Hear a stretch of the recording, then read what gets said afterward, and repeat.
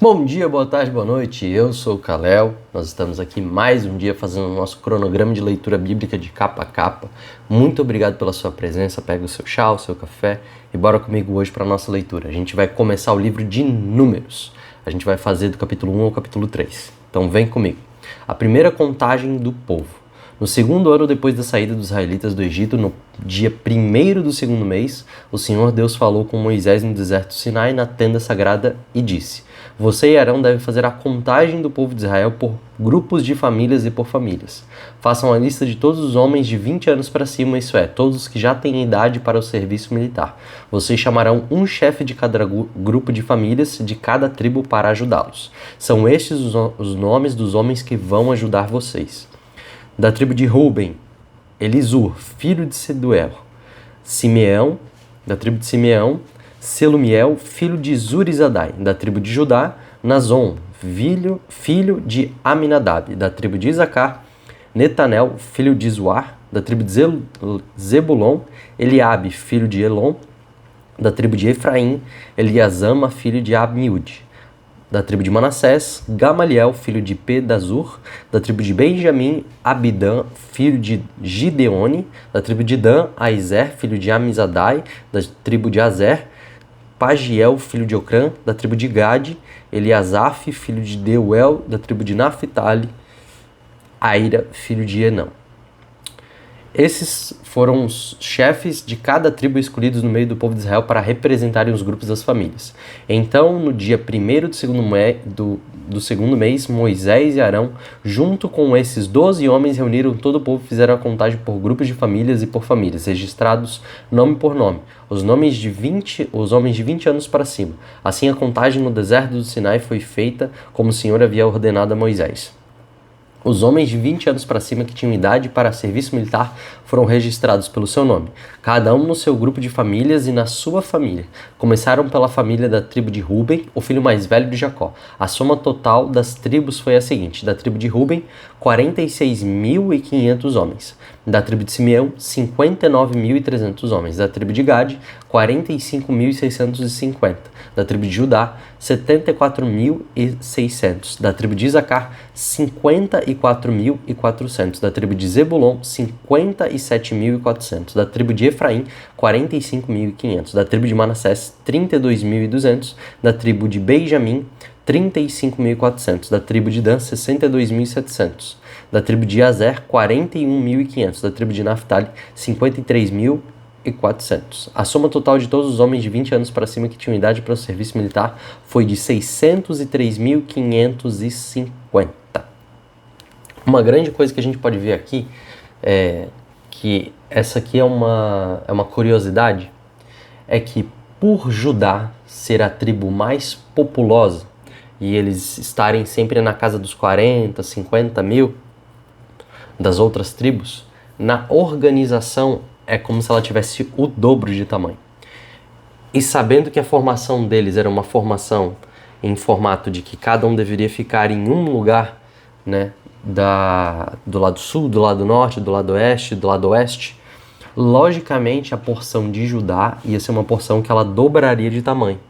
Ou seja, se a gente fosse olhar por um ângulo de cima do acampamento deles, conforme a numeração, conforme esse registro histórico que a gente está vendo aqui em Números, a gente veria uma cruz. Isso é uma coisa que explodiu a minha mente quando eu percebi. Porque não é à toa que Deus ele escreve e descreve cada uma das coisas de uma forma minuciosa. Você poderia estar simplesmente lendo, achando que, nossa, um livro de números, que saco, é um livro cheio de detalhes, cheio de coisas e informações que para mim não fazem sentido nenhum. Pois bem, essas informações elas fazem um sentido sim.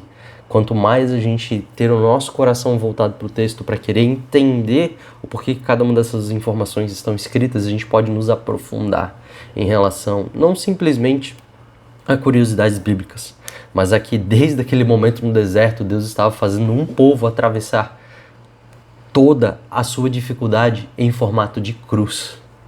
Olha que grande ensinamento que nós podemos ver aqui através simplesmente do livro de Números. Que o povo ele andava em formato de cruz.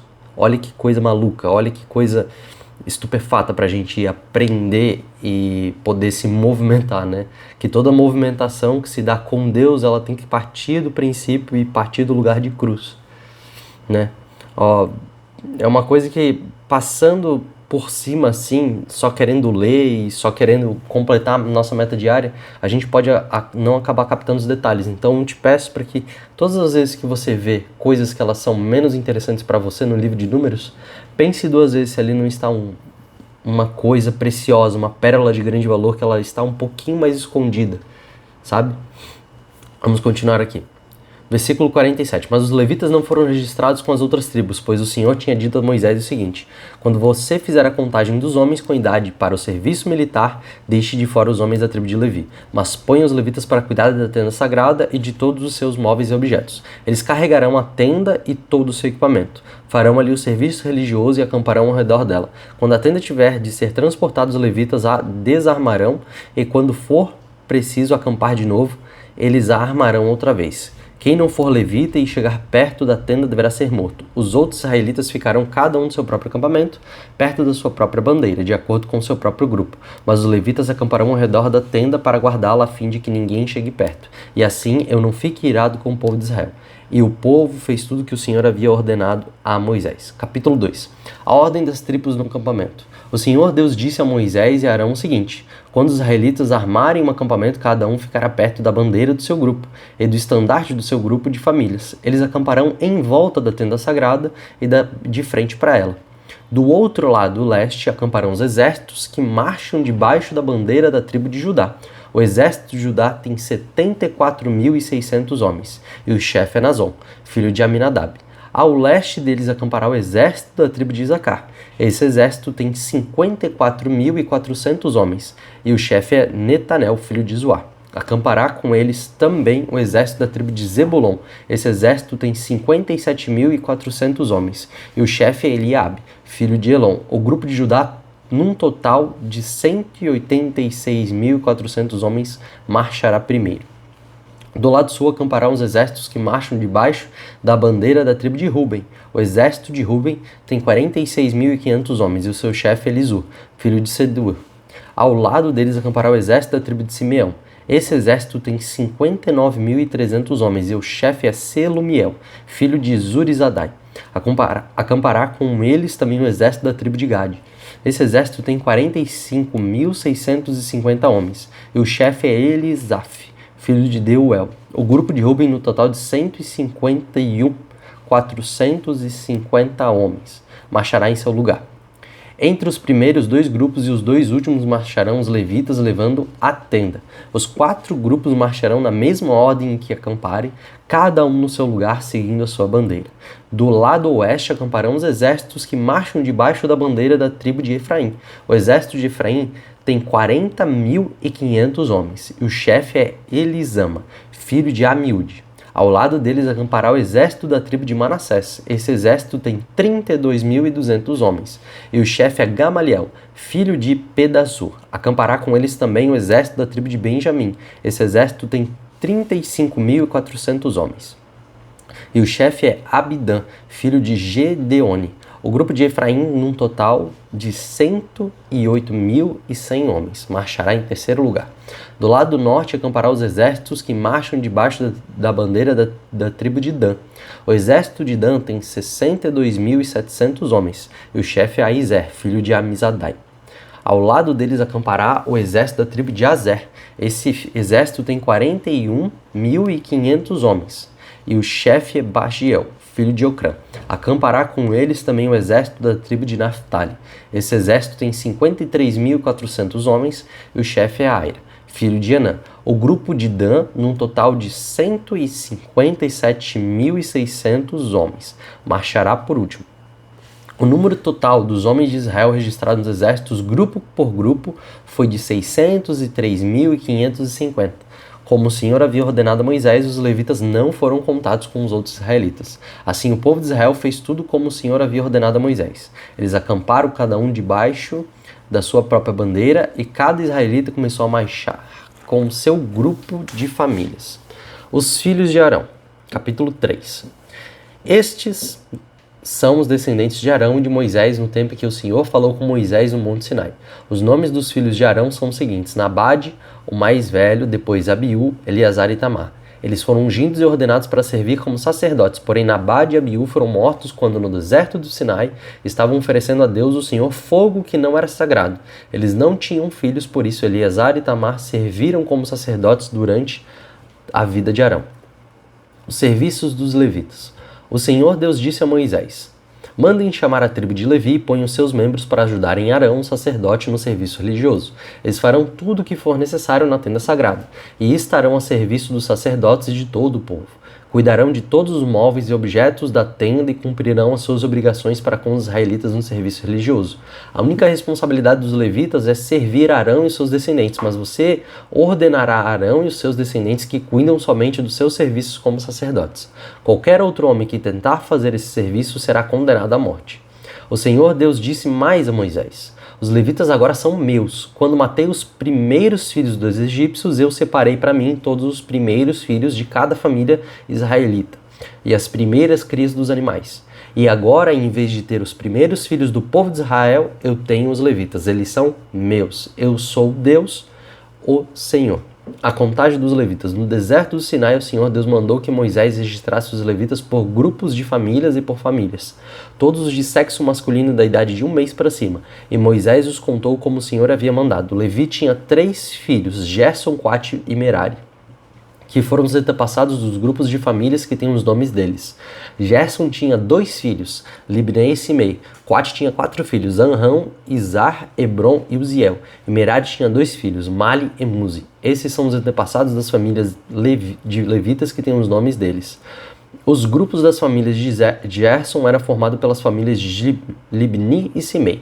O número total das pessoas do sexo masculino, contadas uma por uma da idade de 1 mês para cima, foi de 7.500. Esse grupo acampava atrás da tenda no lado oeste. Elisaf, filho de Lael, era o chefe desse grupo de famílias. Os gersonitas cuidavam da tenda, da sua cobertura de dentro, da cobertura de fora, das cortinas da entrada, das cortinas do pátio que ficava ao redor da tenda e do altar, e das cortinas da porta do pátio e das suas cordas. O grupo de famílias de Coate era formado pelas famílias de Anrão, Izar, Hebron e Uziel. O número total das pessoas do sexo masculino da idade de 1 mês para cima foi de 8.600 pessoas. Elas tinham de cuidar da tenda. Esse grupo de famílias, isso é, os coatitas, acampavam no lado sul da tenda. O chefe desse grupo é Elisaf, filho de Uziel. Eles cuidavam da Arca da Aliança, da mesa, do candelabro, dos altares, dos utensílios do lugar santo e da cortina de entrada do lugar santíssimo. Eles cuidavam de todos esses serviços. O líder dos chefes dos levitas era Eleazar, filho do sacerdote Arão. Ele era o chefe dos que faziam o serviço religioso no lugar santo. O grupo das famílias de Merari era formado pelas famílias de Mali e Muzi. O número total das pessoas do sexo masculino, da idade de 1 mês para cima, foi de 6.200. O chefe do grupo das famílias de Merari era Zuriel, filho de Abial. Os meriraritas acampavam no lado norte da tenda e cuidavam das tábuas da tenda, das vigas, das colunas, das bases e de todos os seus utensílios. Cuidavam também das colunas que ficam no pátio ao redor da tenda e das suas bases, estacas e cordas. Moisés, Arão e os filhos de Arão acampavam na frente da tenda. No lado leste, eles cuidavam dos serviços religiosos no lugar santo para o povo de Israel. Porém, se qualquer outro homem tentasse fazer esse serviço, deveria ser condenado à morte. Como o Senhor havia ordenado, Moisés e Arão fizeram uma lista de todos os levitas do sexo masculino da idade de 1 mês para cima, conforme os grupos de famílias. O total foi de 22.000. Os levitas ficam no lugar dos primeiros filhos. O Senhor Deus disse a Moisés: registre todos os primeiros filhos israelitas do sexo masculino de 1 mês para cima, pois todos eles são meus. Porém, no lugar deles eu ponho todos os levitas para serem meus. Eu sou Deus, o Senhor. Ponham também os animais dos levitas no lugar de todas as primeiras crias dos animais dos outros israelitas. Como o Senhor havia ordenado, Moisés registrou todos os primeiros filhos dos israelitas. O total dos que foram contados de 1 mês para cima foi de 22.273. Depois o Senhor Deus disse a Moisés: ponha os levitas no lugar de todos os primeiros filhos dos outros israelitas e os animais dos levitas no lugar dos animais dos outros israelitas. Os levitas serão meus. Eu sou Deus, o Senhor. Como os primeiros filhos dos israelitas são 273 a mais do que os levitas, você deve pagar por eles. Você pagará 5 barras de prata por pessoa e entregará esse dinheiro a Arão e seus filhos. De acordo com a tabela oficial, a barra de prata, o ciclo vale 20 geras. Então Moisés pegou o dinheiro, isso é, 15,5 kg de prata, e entregou a Arão e aos seus filhos, conforme o Senhor havia mandado. Finalizamos aqui a nossa leitura de capítulo 1 ao capítulo 3 de Números. Só um grande adendo para finalizar esse livro de Números: o sacerdote ou o sacerdócio, ele não poderia simplesmente se startar quando uma pessoa quisesse. Ele deveria ser seguindo uma linhagem. A gente vai dar um pulo lá para o livro de Esdras e Neemias e a gente vai ver que quando o povo de Deus foi extraditado, quando eles foram para o cativeiro, e no meio do cativeiro Deus foi misericordioso com eles para que eles pudessem voltar a construir o templo e servir no templo do Senhor, vai se haver várias famílias de pessoas que perderam a sua linhagem sacerdotal, que eles não tinham os documentos, eles não tinham a validação dizendo que eles vinham de Levi, que eles vinham da linhagem levítica, que eles vinham dessas famílias, desses homens que a gente acabou de ler aqui. E por conta disso eles perderam o direito legal de poderem exercer o sacerdócio, porque o sacerdócio só pode ser feito por filhos de sacerdote, por filhos daqueles que Deus fez o quê? Que Deus separou para si, do meio do povo.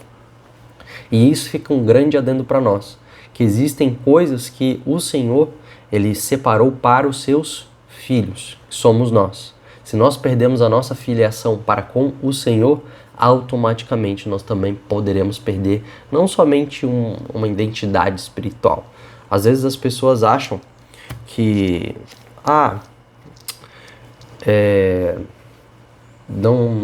do que vale servir a Deus, né?